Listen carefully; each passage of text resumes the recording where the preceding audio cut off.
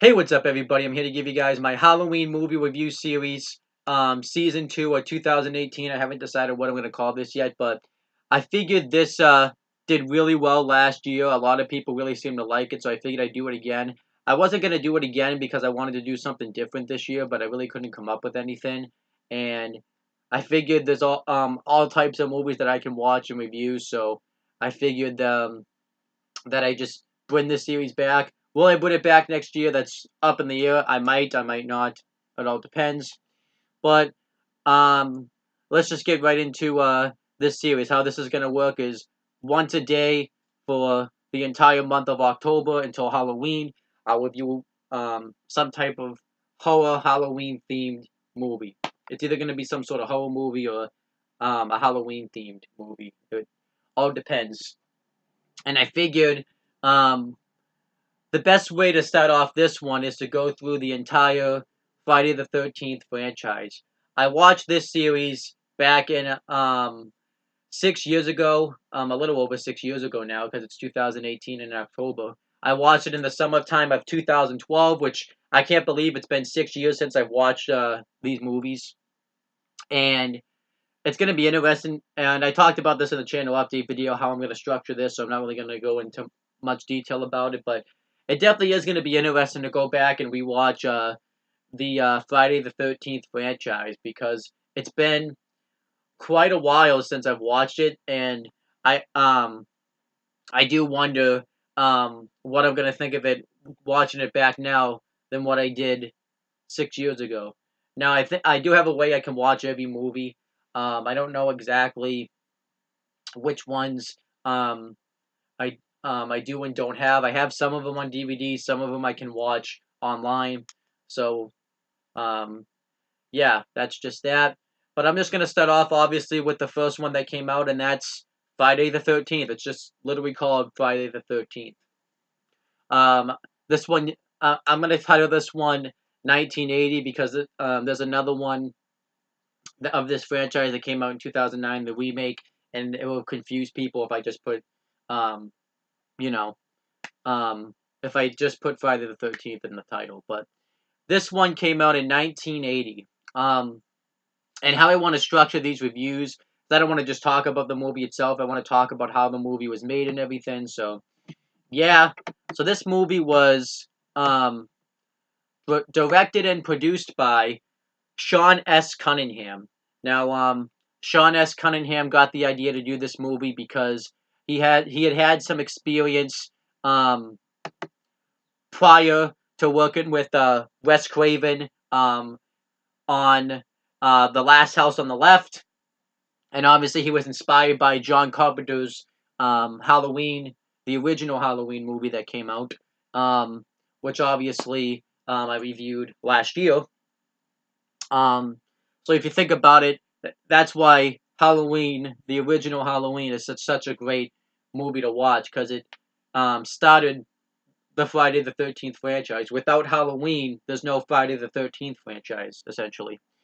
Um, and actually, if you think of, you know, I'm not going to go through everything, but originally this wasn't going to be called Friday the 13th. It was actually going to be called um, A One Night at Camp Blood. And can you imagine, um, you know, how different the series would be if that was the name of the movie? Maybe there wouldn't be maybe it wouldn't really be much of a franchise. It would be, um, you know, maybe it would just be one movie, and then it could have ended up being like a movie that is really good but no one really remembers it. So it's kind of interesting how one name change possibly could change the entire movie. But then Sean S. Cunningham started working with the person that wrote this movie, Victor Miller. And Victor Miller wanted to go with Friday the 13th. There's actually a story behind that. um, Victor Miller um, and Sean S. Cunningham wanted to get this the name out, out there, in like the advertising rights and everything. Hold on, he wanted to get his I'm just want to make sure I have this right. Um,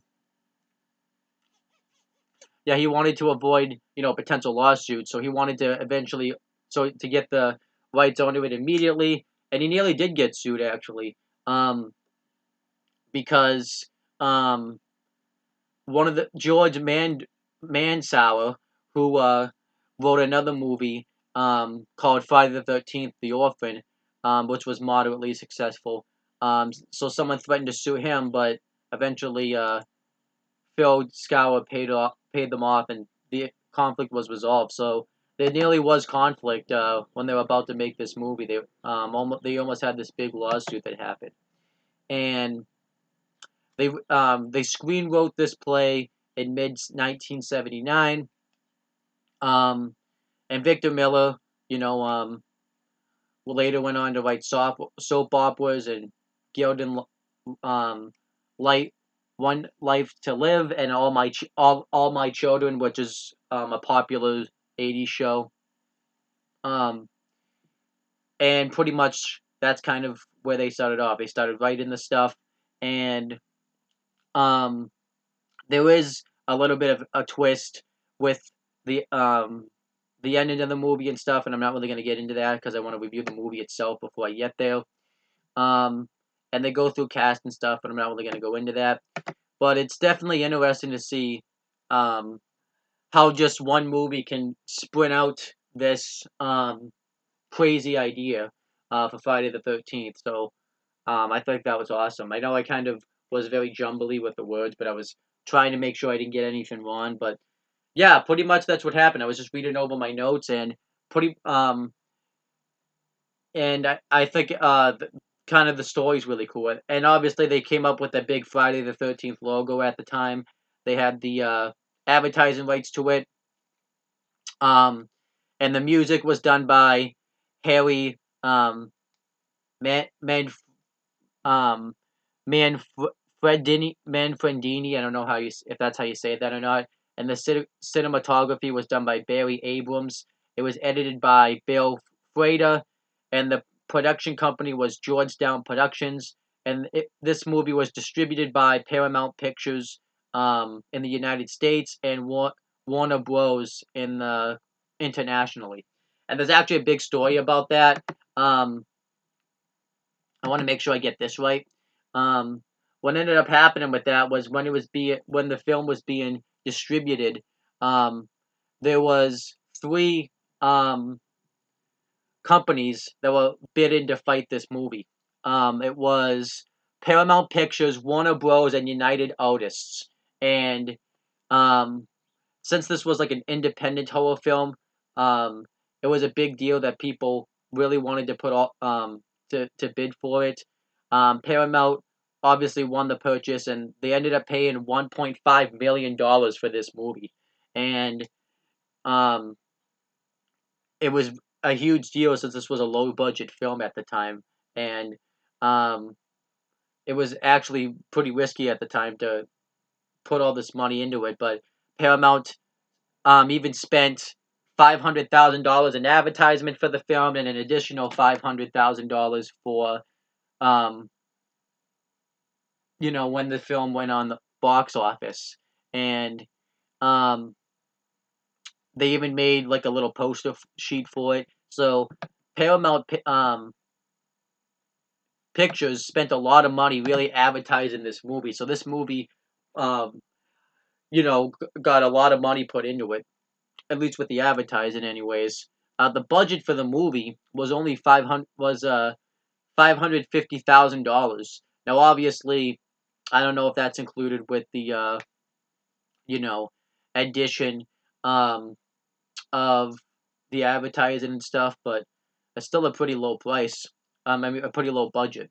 And the movie itself came out on May 9th, 1980. Um, and you could definitely see when you watch this movie the 1980 features that it has in it. Um, and now that I've pretty much gone through all the backstory, um, let's talk about the movie itself. Um, I'm just gonna kind of read my notes to make sure I don't miss anything. I'm not gonna structure this movie scene by scene. There will be occasions where I'm gonna do that because the movie kind of progresses that way. But some, some scenes don't happen in order, or some scenes do happen in order. But I'm gonna kind of structure not the if I try to structure the movie scene by scene, I'll struggle to try to remember something. So I'm just gonna kind of really win. I'm just gonna kind of if there's another character that gets like killed off or something, I'll just talk about it all at once. Um, so the movie opens up in the summer of 1958 at Camp Crystal Lake, which becomes the mainstay for all the Friday the 13th series, pretty much. And um, everybody's just having fun at camp. The campers are sleeping. The counselors are having their own fun.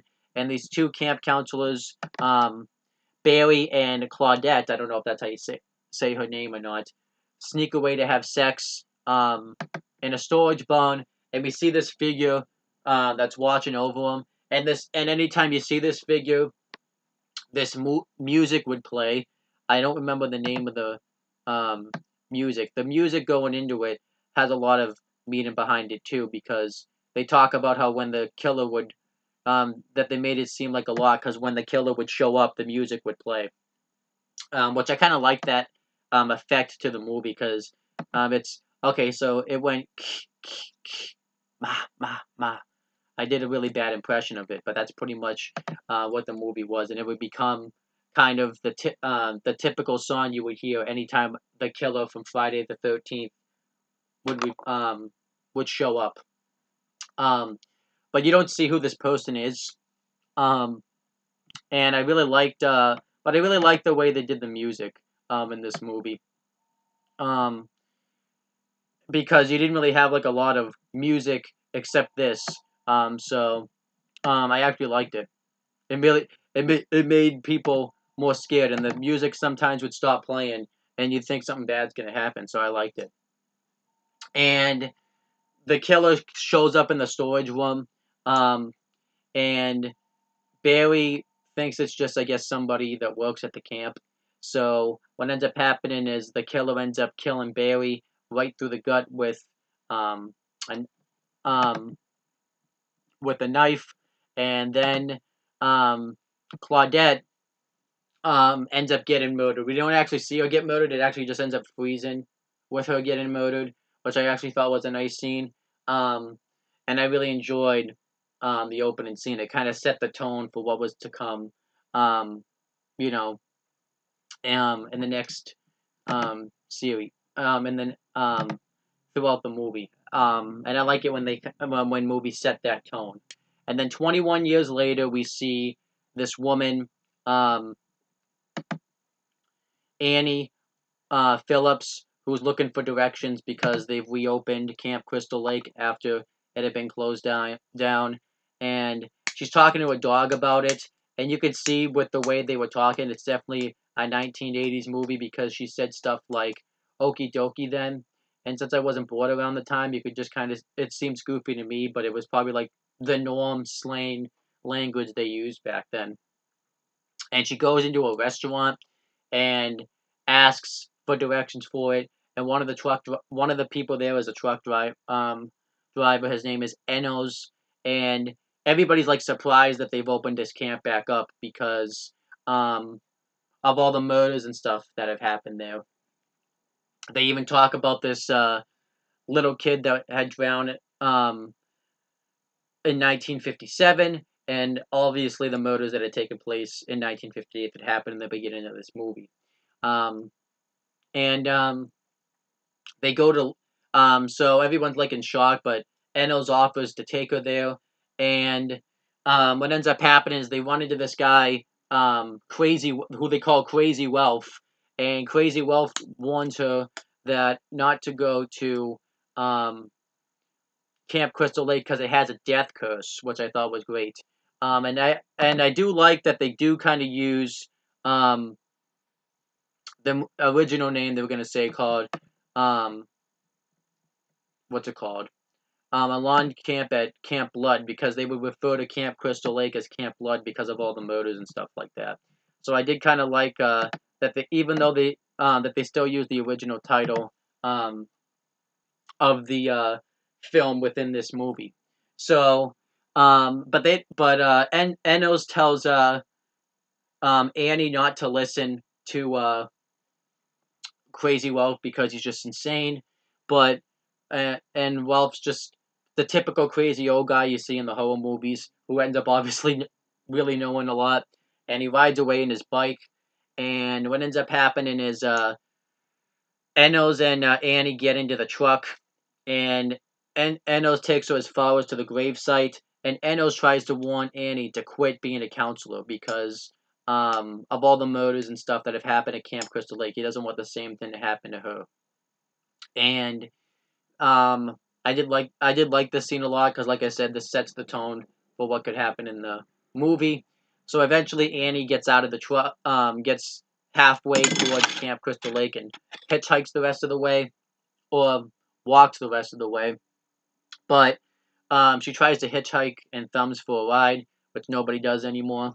Um, and this doesn't happen right away. This happened later on in the movie. I'm just talking about it now because I just happen to be talking about it. So what ends up happening is Annie thumbs for a ride, and um, she gets into a car with somebody and wants her to take him to Camp Crystal Lake. She talks about how she really wanted to work with kids and kind of her backstory towards the move towards her life, and they end up passing Camp Crystal Lake, and Annie gets suspicious, saying that we pass it, or they pass the road to get there, um, and the person won't stop, so Annie realizes trouble's about to happen, so she jumps out of the car, and she ends up hurting her leg because of the jump. So and the killer chases Annie through the woods, and Annie hides from the killer, but then the killer pops up right in front of her and slices her throat and dies. I like this scene a lot. I thought it was a nice scene, and I thought this really did a good job of setting the killer. And we don't really know who this killer is. They show, we have like this impression that it's going to be some type of man or something by showing um, boots that men would wear, and they have like these manly hands, which I liked. But that's pretty much what happens with Andy. We don't ever see her again because she was killed. And then we meet. It cuts back to Camp Crystal Lake. This is now earlier in the movie, and we meet the main cast pretty much. We meet of counselors Alice Hody, Bill Brown, Mousy Cunningham, which I kind of like that they got the Cunningham name in there. Brenda Jones, Jack Burrow, and Ned Rubinstein. They all arrive, and we also meet the guy that runs the camp, um, Steve something, Steve Christie, um, and they're pretty much preparing to reopen the camp. Um, they have to do a ton of work to get it open, and they start getting suspicious when Annie doesn't show up. And I did like the scene when I think it was if I'm not mistaken.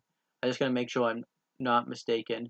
Um, I believe it was Brenda goes to the archery and is setting up the archery targets, and um, Ned shoots a bow and arrow at the target, almost hitting her. Um, Actually, I don't think it was Brenda. I think it was Most Mosi actually, um, and she ends up and nearly hits her. And Ned, pretty much, his character is just kind of the idiotic person we see in the horror movies. And they do talk about that this was the first time that this had been seen in horror movies, which I kind of liked. What kind of sucks is now that they do it, it's annoying. But back then, it was like such a new concept that it really wasn't that big a deal. Um, but Alice doesn't want to stay at the camp because she's a city girl and this really isn't her type of thing.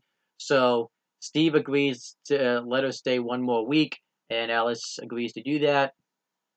Um, and what else happens? The gang has fun in the water. They talk about like what their favorite ice creams would be, and Ned, two of the counselors nearly drown.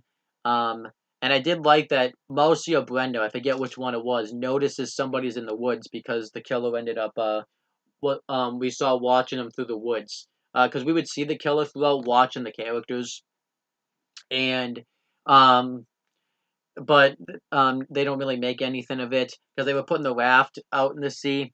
And what ends up happening though is it was Ned that was drowning. He really wasn't drowning. He just wanted to get mouth to mouth from one of the girls, which I guess we can't really blame him. Um, and the police end up coming over. I don't forget the officer's name. I don't think it said. And we reveals that Crazy Wealth um, has been missing, and they think that he's here because he's a crazy old man. And we find out he has a tendency to do this. He's been arrested a ton of times. Um, but this officer was acting like an asshole, and of course, Ned's like dressed mocking Indians as this police officer walks up. I actually thought this scene was quite funny. Um, and the officer isn't amused by Ned and isn't amused by um, and isn't and isn't amused by Jack because Jack's kind of and him have a couple of words with each other. And when he rides away, Alice goes into the pantry and um, Crazy Ralph pops out and says, "This camp has a death curse. You're not safe here. You have to leave," pretty much. But he's not being very specific about it, and they just think he's just nuts. Um, so they don't really believe him. He rides away in his bike. But this scene was awesome because I actually liked Crazy Ralph. Um, Crazy Ralph was actually awesome. He actually made this movie really good, and he was a really good character to have in this film. Um, he's probably one of the best characters that Friday the 13th ever came up with. Um, and I actually still remembered him 6 years later watching this movie, so that definitely shows how great of a character that he was. Um, and what ends up happening is as Jack and Jack and Mousy uh setting up the boat and stuff like that, Ned sees somebody um in one of the cabins and he goes to see who it is, and we don't really see what happens to Ned. We pretty much know it's the killer, and we know that Ned was killed, but we don't actually see him die on screen, so we're supposed to use our imagination. We don't actually know what happened to Ned, which I kind of like that they have those type of deaths sometimes, but um so I liked that. And Jack and Mousy talk about um they it starts raining, and Mousy said she's afraid of the rain, and she talks about how she had this dream where the rain sounded like pebbles falling and blood, and it turned into blood and stuff like that. And um Jack said, well, this isn't a dream. And and they go back to the cabin so that way they don't get rained on. I did kind of find it a coincidence that it was raining. And what ends up happening is this doesn't all happen scene by scene, but I'm just going to talk about it all at once. What ends up happening is Jack and Mousy go into the cabin and have sex. And I did like this scene because as they were having sex, they were having sex in a bunk bed, and you can see Ned's dead corpse is just hanging right above them, and they don't even know it. Um, and Mousy goes to take a piss and is also kind of worried about um, Ned because he's never shown up, and so she leaves. And while she's gone, um, Ned's blood drips from the bed and lands on Jack's head. But before he can even like realize what came of it, the killer grabs Jack by the head and stabs him right through the neck with like some sort of spear or something, right through the bed. It was an awesome kill and probably is one of the best Friday the 13th kills ever, and probably one of the best horror movie scenes kills I've ever seen. I thought it was a really good death. And then Mousy's in the bathroom, and she keeps thinking that she overhears someone, and she thinks that somebody um she thinks somebody's trying to mess with her, but then it starts to get too but then starts to get kind of scared when no one really is showing up. And she looks through all of the shower curtains, and when she turns around, the killer's there with an axe and ends up killing Mosi. We don't actually see her get hit, but um, when it shows, but then when the killer's not holding the axe anymore, it shows her face just absolutely drenched in blood with an axe right through her head. I thought it was a nice scene right there too. This movie had a lot of really nice creative, not creative, but nice kills in it. It had some creative ones, which I liked, and that kind of finished off that group of kids. And then Steve, Christy, is at a diner, and he wants to go back to camp to make sure the kids are behaving themselves. And he goes, he takes his car, but his car breaks down, and he hitches a ride with the police officer. And the police officer takes him back to camp. Um, but then the police officer gets a call that there's been some type of murder or something, and um, he sends Steve out by himself, and the a light starts to flash into Steve's face, and he's trying to see who it is, and Steve ends up getting murdered. We don't actually see. I guess we were supposed to assume he's stabbed because we don't actually see how he was murdered because they were trying to keep the killer a mystery. Um, but he gets murdered by the killer as well. And as all this has been happening, um, Alice, Bill, and Brenda were playing Strip Monopoly, and I hate Monopoly. It just is very time consuming, and I'm not a huge fan of that game. Um, so I guess Strip Monopoly was supposed to make it feel special, but I don't really understand though how you would win Strip Monopoly because the whole point of Monopoly is to make money, and the thing is how they were doing it was I get you can't really apply logic to it because they're college kids and stuff, but how they were structuring this game was um, someone would have to strip anytime they landed on their property, but then it's impossible to win the game because then you can't really make any money. But I don't know. I guess the first person that completely was stripped lost, and the generator goes out, and Jack knew how to work the generator because he learned it from his father. But since Jack was dead, they couldn't really do anything about it. Um, so Brenda goes to bed, um, and when Brenda's going to bed, she's like about to go to sleep. Um, we hear this kid yell, "Help me!" Um, and I actually thought we obviously know this is the killer because the music played um, it and obviously we could just tell it was. But I actually thought this was creative for the killer to do this. I actually thought it was pretty smart. And Brenda's trying to find out who this is, but we essentially know that it's the killer. And she turns on the lights to the archery room, and she gets killed. We don't really know how she dies either because she got killed off screen. And then the generator goes out. The generator actually didn't go out the first time; they just wanted to go to bed. And Bill and um, Bill and Alice try to see what happened, and um, then they're able to get it going again. No, actually, they're not able to get it going again. So, um, when no one's been seen or heard from, they try to call the cops, and they can't get into the room where the phone is. So, Alice has to break in using um, a board of wood, a piece of wood, but they can't make any phone calls because the line's dead. They can't leave because something's wrong with the car, which was supposed. And we find out that the killer cut the phone line and probably did something to the car to make sure to make it not be able to go. Took the battery out or something. And what ends up happening is Bill leaves to do something. I think the generator went out, so he went to see what happened with that. And obviously, um, Alice is just left to herself. Um, and we know Bill dies because the killer shows up, but we don't actually see him die either.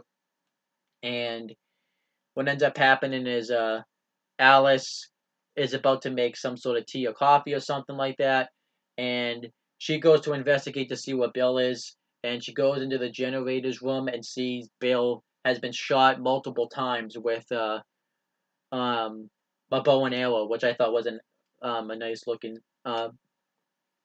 scene. And then um and then she runs back into the house and blocks the door so that the killer can't get in, and arms herself with a bat and some sort of um sharp fork type of thing. And um yeah, and then um I'm trying to remember who got thrown into the window because I can't. I'm trying to see who it was. Um, and then Brenda's dead body gets thrown through the window, so this scares her even more. So Alice sees a vehicle pull up, and she thinks it's Steve, but it's not. It's this old woman who introduces herself as Mrs. Voorhees, and Alice is trying to tell her what happened, and Mrs. Voorhees doesn't believe it. She just thinks that the weather and stuff is just getting to Alice. But um, Alice wants to show her, so she goes into the cabin and shows Mrs. Voorhees.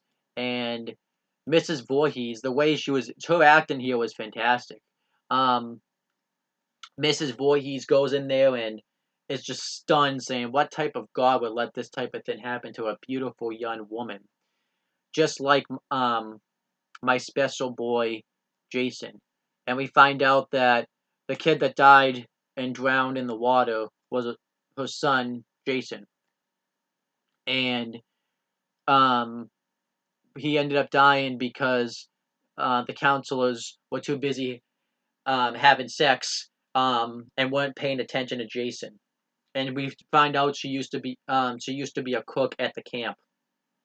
And I did kind of like how it showed visions of Jason actually drowning and stuff like that. Um, so then um, Mrs. Voorhees loses it. She um, starts going crazy on Alice, telling Alice that she should have been watching Jason, and pretty much her motive is just to kill any camp counselor, and she doesn't want to see um, anybody else die at the camp like her son did. Which actually is, you could say it makes sense, but you could just also see that she was crazy.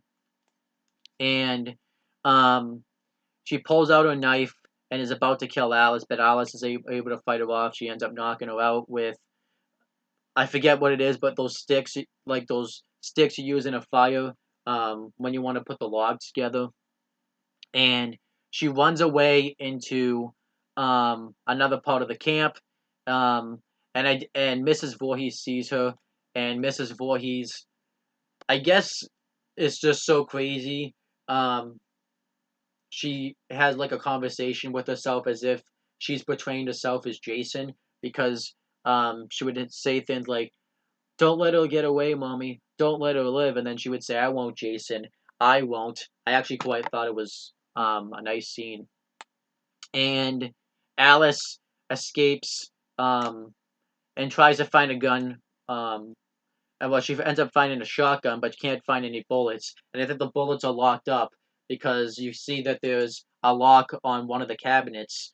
Um, and Mrs. Voorhees walks in, and I guess Alice was gonna pretend she had a gun, but Mrs. Voorhees beats up Alice. She slaps her in the face a couple of times, but Alice is able to fight her off again. She hits her with some sort of stick. I think it was supposed to be the shotgun, and throws her onto a ton of padded flour type of stuff, and she ends up running away again. She hides in the pantry. Um, and Mrs. Voorhees starts walking in, and when Alice least expects it, Mrs. Voorhees um, turns the door to the pantry because she had locked it, and takes it down with a machete. And Mrs. Voorhees unlocks the door and goes to attack Alice, but Alice uses a pan to block the machete and knocks out Mrs. Voorhees with the pan.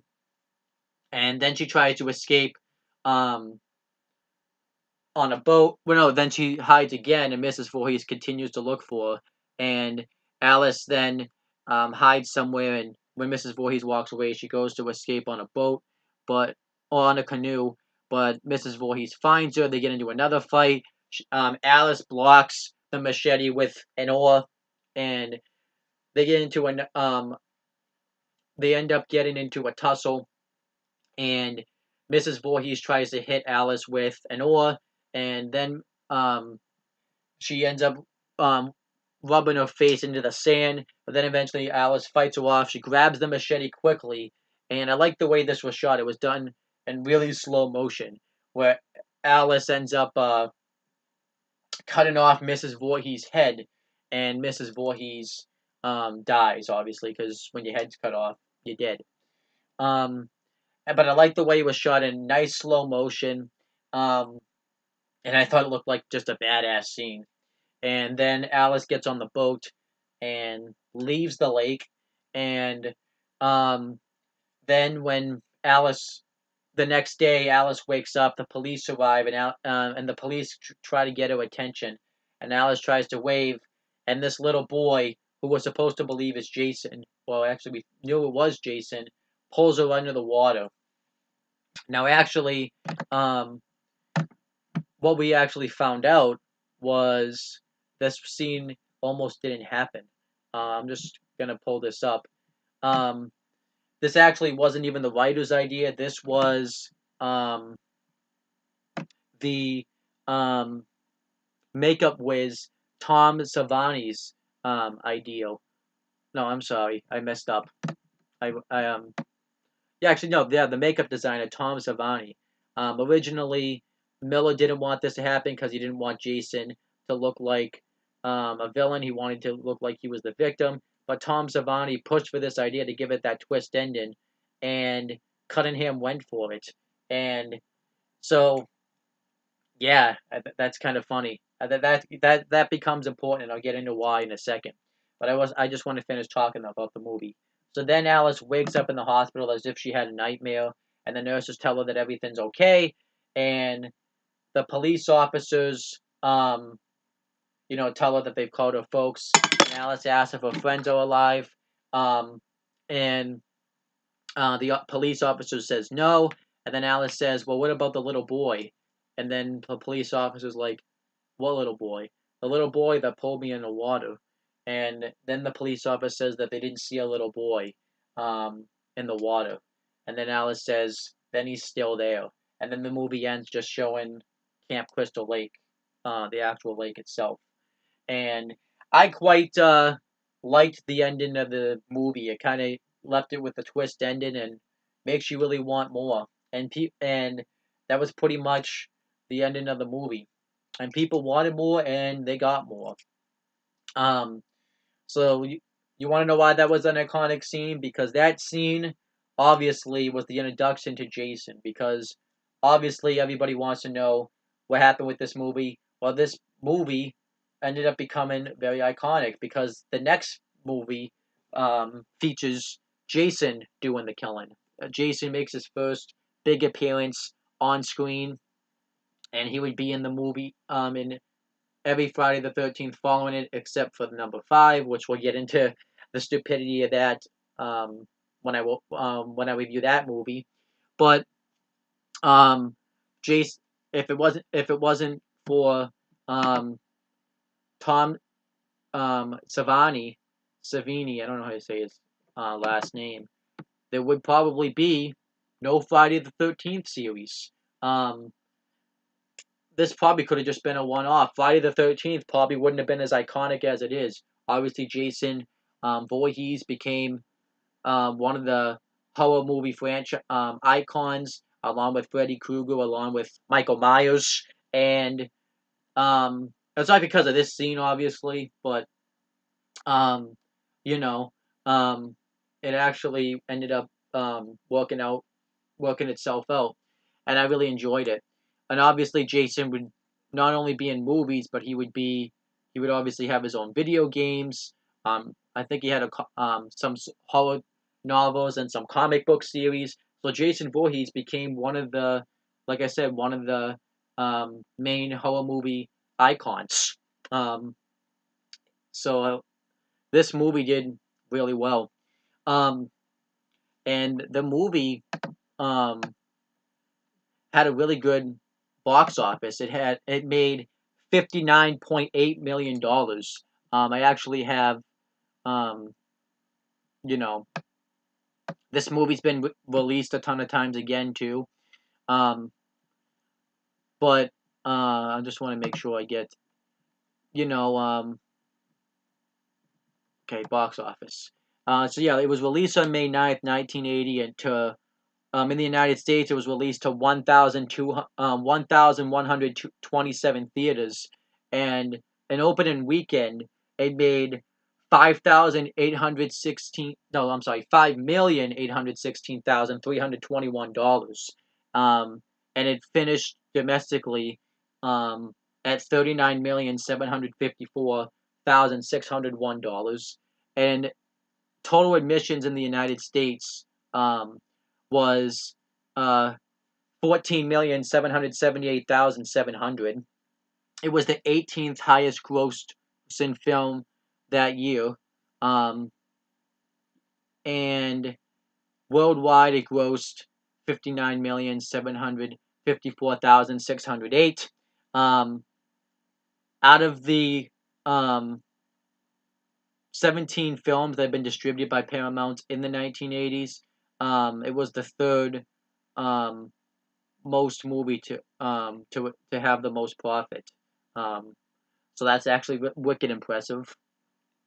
And then obviously it got released internationally. It made $20 million in international box office, and it's been re-released a few times. It was re-released, in 2014, um, and um, today's standards, if you were adjusted it to 2017 dollars, which I know it's only 2000, which is 2018, so it's only a year's difference, it would be 177, million dollars and 72 cents. So, well, 177.72 million, however you want to say it.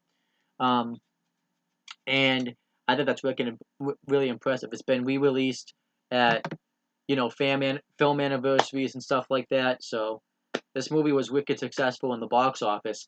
As for the critics, it's kind of interesting because the critics didn't really seem to like this movie all that much. They didn't hate the movie. They liked the concept. They liked the way it was shot and stuff like that, but they didn't really like the gore in the movie. Because at the time, horror movie didn't really have a lot of gore back then.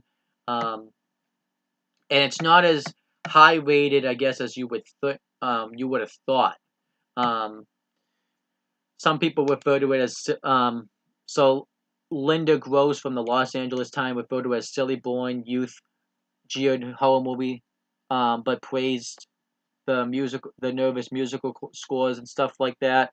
Um, some people, um, compared it unfavorably against the original Halloween movie, um, but then I think people kind of look at it now and give it a pretty good rating because of the significance that the Friday the 13th franchise have. And as for what other people thought of it, they largely, um, like this movie. On IMDb, they give it, um, the highest ratings. They give it the most ratings you see are tens, sevens, eights, nines, sixes, and fives. You see, fives kind of like the typical lowest one you see. You don't really see a lot of ones and twos. Um, so the lowest you get is probably like a 5 out of 10, but the highest is a lot of people give it sevens, eights, and tens. But as for what I think of this movie, um, if I'm wait, see, it's kind of tough to rate this movie because you can't really say this is a bad movie because this movie, um, had to have done something right to provide to provide this huge franchise. Um, and you can make the argument that even though it's not John Carpenter's Halloween, and I don't think John Carpenter's Halloween, um, is quite, um, I think that's actually better than the original, than this. But I still think this is actually a really good movie. I think the only thing that this movie really does wrong, um, which kind of affects the whole movie, is that there's really not a lot of character development with the characters. You don't really know a lot about their backstory. They just kind of show up to the camp, a couple of college kids that, um, have sex and get drunk. And that kind of starts to become a recurring problem, I think, with the Friday the 13th franchise. I think that's what was working against it. But I liked a lot of the kills that happened in this movie. I liked the killer's purpose for wanting to kill all the campers. I did like some of the characters in it. I liked Alice. I liked obviously Crazy Ralph. I liked um, Steven. I liked some of the characters in this movie. Um, and obviously the ending was nice. I liked the way some of some of the scenes were done and some of the dialogue was done. I thought Pamela Voorhees was a great character in this movie. She was probably the best one. So if I had to rate this movie, I think it's a really good movie. I'm gonna give it just a solid B. I think it's actually really good, a really good start to the franchise. I'm gonna give it um, a solid B. I thought it was a really good movie. Some of the kills I thought were creatively done, like when Mrs. Voorhees was pretending to be a kid that needed help to get somebody to come out and kill her. The way that Jack was killed off, I gotta say, I thought this movie was really good. I'm giving it a solid B.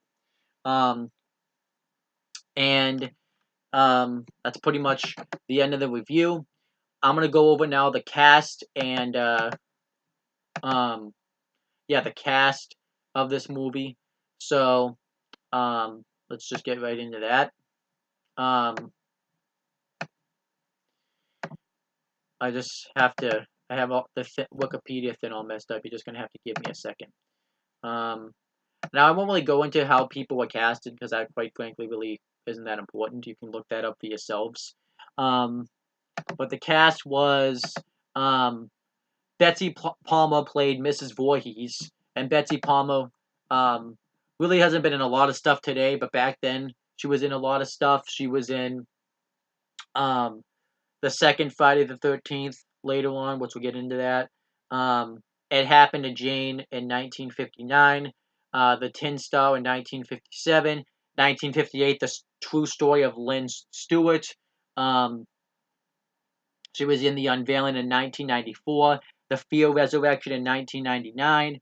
Um, she was in her own documentary, Betsy Palmer, Scream Queen Legend, in 2006. And in 1968, she was in A Punt, A Pass, and A Player. And then she was in other stuff, but I'm just going to name off that stuff. And then Adrienne, I don't know if that's it. I don't know if that's how you say her name. Kin played Alice Hody, and and Adrienne Kin. She hasn't been in a lot of stuff, but she hasn't been um, in a ton of stuff. She was in um, Friday the 13th, the final chapter. And then obviously she was in the second one, which is a little bit of a spoiler, but in 1979 she was in Hair. 1984 um, she was in Ghost. She was a stunt performer in Ghostbusters, which is kind of funny. Um, she was in 1993 she was in What's Eating Gilbert Grape, which is another pretty famous movie. In 2011 she was in as herself in a short film called Back to the Lake, which is 1 and 2. In 2000, she was in Almost Famous. Um, she was in 1997. She was in Titanic. 1995, she was in While You Were Sleeping, and then obviously she's done some stuff. 2013, she was in Crystal Lake Memories: The Complete History of Friday the 13th. 2017, she was in Friday the 13th Part 3, the Memoriam documentary. And 2019, she's going to be in Friday the 13th, which is going to be a short film, which I don't know what that's going to be, but we're pretty excited about that, I guess. And then obviously 2012, she was in The Butterfly Room. So that's some stuff I just listed off, some pretty noticeable stuff. And then Harry Crosby the third was played Bill Brown, and he hasn't been in a lot of stuff. He's not really much of an actor anymore. He's pretty much now an American investment banker, but and he hasn't. The only two movies he's really been in is this movie and The Private History of a Campaign That Failed in 1981. Everything else has been kind of his own shows, his own TV shows like Binge Crosby's White Christmas from 1976, and Binge in Norway from 1977, stuff like that. And then Jean Taylor played Mousy Cunningham, and Jean Taylor really hasn't been in a lot of stuff. As for movies, in 1982, she was in The Royal Romance of Charles and Diana. 2006, she was in Going to Pieces, The Rise and Fall of the Slasher film as herself. 2007, she was in Cinema Massacre's Monster Madness as Mousy Cunningham, which was a television series, I guess. And then 2013, she was in the Friday the 13th history movie. But as for stage credits, she was in The Umbrellas of Cherbourg in 1979, and then she was in Seagulls in 1985. 2010, she was in A Capable from Glibertal and stuff like that. So she hasn't really done that much since this movie came out. And then Lauren Bertram played Brenda Jones, and she died from pancreatic cancer in 2007. So she really didn't, but she really didn't have any role after this movie aired. She was in Another World, which was a TV series from 1978 to 1979 before this, and The House of Stephen Corpse in 1974. And she was in 2 episodes of Emergency in 1973. And then Kevin Bacon was in played Jack Burrell. So kind of funny how that works out. Kevin Bacon, who's a pretty huge actor now, one of his first roles in acting was he was killed by Mrs. Voorhees. So I kind of think that's funny. But other stuff he was in was Planes, Trains, and Automobiles Planes, Trains, and Automobiles in 1987. Dino in 1982. He Said, She Said in 1991. Apollo 13 in 1995. JFK in 1991. Murder in the First in 1995. My Dog Skip in 2000. He was in Patriots Day in 2016. This is all just movies. X-Men, My First Class in 2011. So Kevin Bacon's been in a lot of stuff. He has his own filmography page, whatever you want to say. But as for TV shows he's been in, he was in I Love Doug from 2016 to 2017, The Following from 2013 to 2015. He was in an episode of Robot Chicken in 2011. He hosted Saturday Night Live in 1991. He was in Mr. Roberts in 1984. And as for other movies he's been in, I want to make sure I don't miss any. Hollow Man in 2000. Hollow Man, actually, yeah. And then The River Wild in 1994. And Criminal Law in 1989. And so he's been in a lot of stuff. And then Mark Nelson played Ned Rubinstein. And obviously, he ended up dying of... wait, hold on. Yeah, Mark... Isn't this it? Or did I screw up somewhere? Because I have Rex...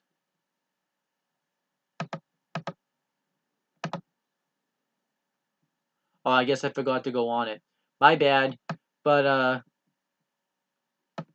Mark, Nelson. I'm just gonna look at this now, because I guess I missed one. He was in an episode of Law and Order in 1996. A few episodes of Law and Order in 2000, and then in 2004, 2010. He was in The Good Wife in 2014. 30-something in 1991. Spin City in 1998 to 2000. And Law and Order Criminal Intent in 2002. And Ed in 2002. So he's done some stuff. Alright, and then I missed one. So, and then Robbie Morgan played Annie Phillips, who hasn't done anything because she doesn't really seem to have a Wikipedia page. The next two don't. Peter Brower played Stephen Christie, and Rex Everhart, this is actually who I was missing, who ended up dying of lung cancer in 2000.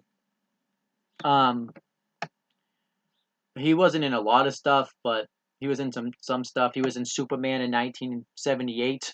And then he was in oh, and I didn't even mention who he was. He played Enos, the truck driver. Um, he was uncredited in Friday the 13th Part 2.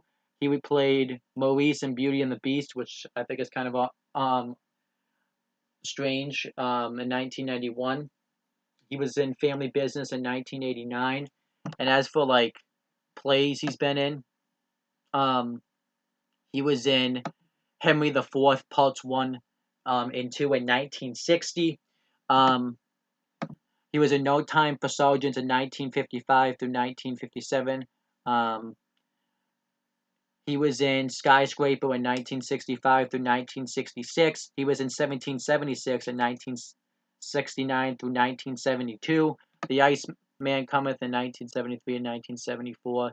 And as for other TV shows he's been in, he was in Running Out in 1983, Gnomes in 1980, The Blue Hotel in 1977. He was in an episode of Law and Order in 1991.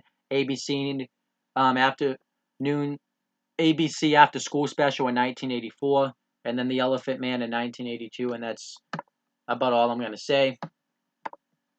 And then Walt Gorney played Crazy Ralph, and he passed away at 91 years old in 2004. But he's been in some stuff. He was in Heavy Traffic in 1973, Cops and Robbers in 1973, King Kong in 1976, 1977 he was in Day of the Animals. He was in Nunzio in 1978, and then he ended up returning for Friday the 13th Part 2 in 1981. He was in Endless Love in the same year, Trading Places in 1983, and then the same year he was in Easy Money. He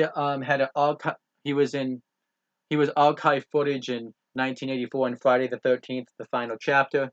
And in the same year he was a stage manager in Nothing Lasts Forever. And then he was in Seize the Day in 1986, and then he was a narrator in Friday the 13th, Part 7, The New Blood in 1988. So yeah, and then you had Willie Adams played Barry Jackson, who we saw in the beginning of the movie, and Deborah S. Hayes played Claudette Hayes, and Ari Lenchman, I don't know if that's how you say that, played Jason Voorhees at the end of the movie, and he hasn't been in that many stuff. He was in Pi Day, Die Day in 2016, The Bone in 2016. He was in The Girl in 2011, Night on Has Been Mountain in 2010, Thanksgiving with an X in 2006, Three Thug Mice in 2008. But actually, I did do some other research, and he has a little bit of a music career, and he ended up using the this movie franchise as one of his albums. Apparently, he has two albums called Jason Is Watching and something else, and he started making it in 2009 and stuff like that. So I think and he also has Heed My Warning in 2013. So I think that's really cool. And that's pretty much all the casts of the movie. And that's pretty much the end of this review. I hope you guys enjoy this. So like I said before, really good movie. I'm definitely going to give it a B. And that's pretty much the end of this video. Make sure you guys like, comment, and share this video so people will watch it. Make sure you guys subscribe to this channel for more content and click on the bell so that way every time you upload a video, you guys will get the notifications for it. Make sure you guys do the same thing for my CM Brothers YouTube channel. And that's pretty much it, guys. Talk to you later.